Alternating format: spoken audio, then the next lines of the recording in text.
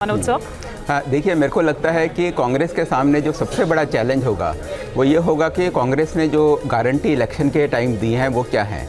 वो ये हैं कि हर महिला को 2,000 रुपये प्रति माह मिलेगा। दूसरा ये है कि 500 रुपये में ये गैस का सिलेंडर देंगे। तीसरा ये है कि सरकारी कर्मचारियों को ओल्ड पेंशन स्कीम देंगे और उसके अलावा 2 लाख ये लोग पक्की नौकरियां देंगे। अब आप देखिए कि आज की डेट में हरियाणा के ऊपर करीब 4 लाख करोड़ का कर्जा है। तो ऐसे में ये 2,000 जो प्रति माह देंगे उसका क्या इम्पैक्ट होगा वो अभी हमें नहीं मालूम, और वो कहाँ से देंगे। दूसरी चीज़ ये है कि जब ये ओल्ड पेंशन स्कीम की बात करते हैं तो ओल्ड पेंशन स्कीम को हटाने वाले मनमोहन सिंह थे और new pension scheme Manmohan Singh के टाइम पर आई थी। वो इसलिए आई थी कि जो नेशनल एक्सचेकर है, भारत सरकार और जो स्टेट गवर्नमेंट है, वो इसका खर्चा सहन नहीं कर पाएंगे। और अगर हम देखें, अगर मैंने हरियाणा को स्टडी नहीं करा कि हरियाणा में इसका इम्पैक्ट क्या होगा, लेकिन अगर मैं पूरे देश की बात करूं तो टोटल इम्पैक्ट इसका 4-5 लाख करोड़ के करीब पड़ता है ओल्ड पेंशन स्कीम का। तो ये मेरे ख्याल से एक ऐसी चीज़ है, इनके वादे हैं, इसको किस तरीके से करेंगे ये मेरे को समझ नहीं आता। और अगर हम स्टेट की फाइनेंशियल हेल्थ देखें, आज स्टेट में भले ही 4 लाख करोड़ का कर्जा है, लेकिन हरियाणा का जो जीडीपी है वो काफ़ी ज़्यादा है।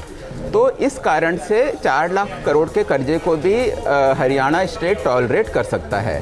लेकिन अगर ये सारे 2,000 रुपये प्रति माह और ये सारे के सारे जो ओल्ड पेंशन स्कीम, अगर ये सारी की सारी चीज़ें ये लोग लेकर आते हैं तो हरियाणा की जो फिस्कल हेल्थ है तो सबसे पहले असर उस पर पड़ेगा। और ये मेरे ख्याल से ये इनके ऊपर एक बहुत बड़ा चैलेंज होगा। इन्होंने तो वादे और भी किए हैं कि हर गरीब को 100 रुपये, हाँ, हर गरीब को 100 गज का प्लॉट मिलेगा।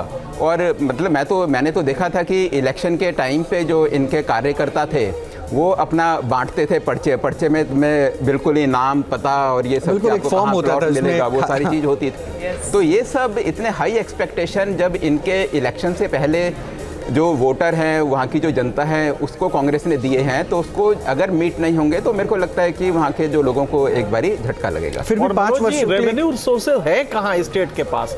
जीएसटी आने के बाद से आपके पास अपने रेवेन्यू रिसोर्सेज है ही नहीं है, तो उसको दे दीजिएगा, जवाब दे दीजिएगा। एक अपडेट भी है, उमर अब्दुल्ला अपनी दोनों सीटें से आगे चल रहे हैं, महबूबा मुफ्ती की बेटी पीछे चल रही है, इल्तिजा मुफ्ती। हाँ, जवाब दे दीजिए, उसके बीजेपी का भी रुख करूंगा। न्यूज नेशन अब व्हाट्सएप पर खबरों की ताजा अपडेट के लिए न्यूज नेशन के इस QR कोड को स्कैन करें।